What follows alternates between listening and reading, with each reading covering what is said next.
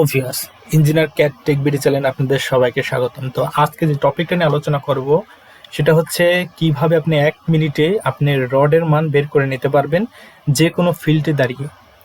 তো সম্পূর্ণ ভিডিওটা জুড়েই আপনি আমার সঙ্গেই থাকুন, আমি প্রসেসগুলো দেখাই দেবো।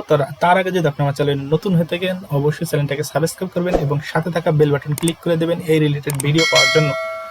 তো কথা না বলে চলুন আমি আপনার স্বাভাবিক একটা ধারণা দিচ্ছি। মূলত এটা হচ্ছে থাম্ব রুলের মাধ্যমে আমি আপনাদের রডের মানগুলো বের করে দেখাবো, কিন্তু এটা জাস্ট সেম, বেশি ডিফারেন্স হয় না, সেম টু সেমই হয়।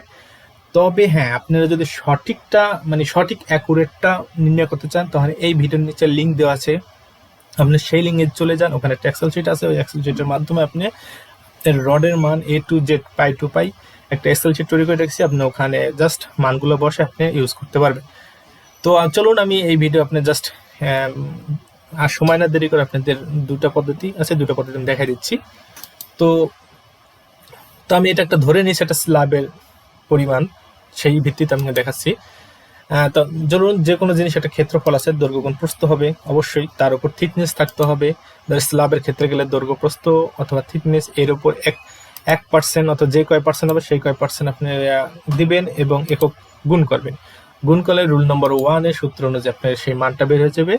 এবং রুল নম্বর 2তে ক্ষেত্রফল পুরুত্ব ভাগ 12 গুণ যে পার্সেন্ট ইউজ করবেন সেই পার্সেন্ট এবং গুণ করবেন 490 আইবি অর্থাৎ পাউন্ড। তো এখানে এই দুটা রুলের মাধ্যমে আমি অঙ্কটা আপনাকে মানগুলো বাইর করে দেখাবো। তো এখানে 12 দিয়ে কেন ভাগ দিছি, এটা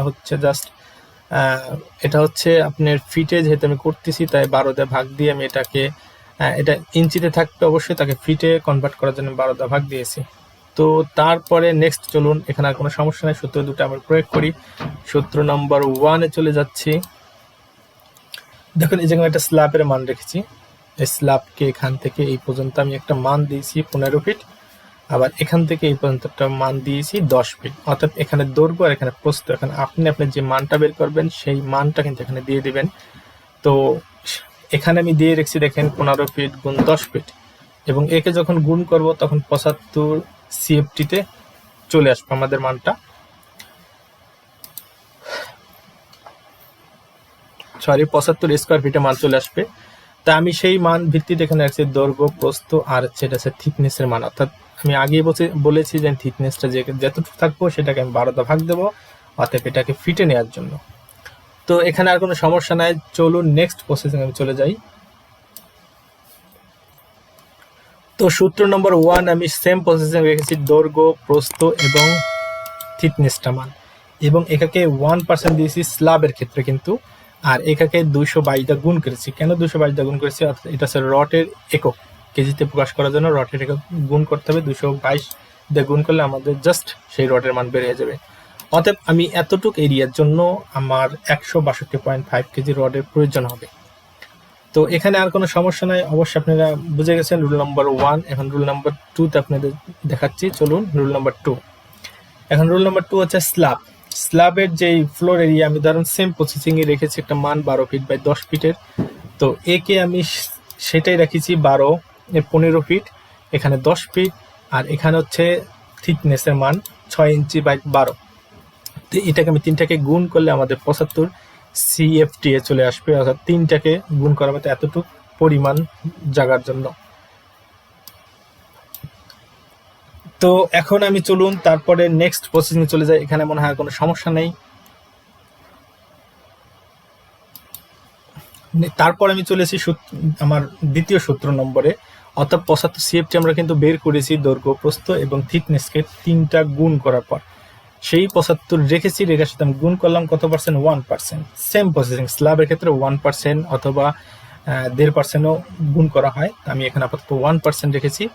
এবং তারপরে এর সাথে যখন আমি ক্যালকুলেশন করব তখন আমাদের মানটা বেড়েছে 0.75, অর্থাৎ এর সাথে আমি যখন ক্যালকুলেশন করার পর আমাদের 0.75 মান বেড়েছে, তার সাথে আমি 490টা গুণ দিয়েছি, অর্থাৎ পাউন্ডে নেওয়ার জন্য, অর্থাৎ এই মানটা আমাদের পাউন্ড আছে। তাই এটার সাথে গুণ করার পর আমি 367.5 হবে আইবি পাউন্ড, মানে আমাদের রডের মান বের হয়েছে।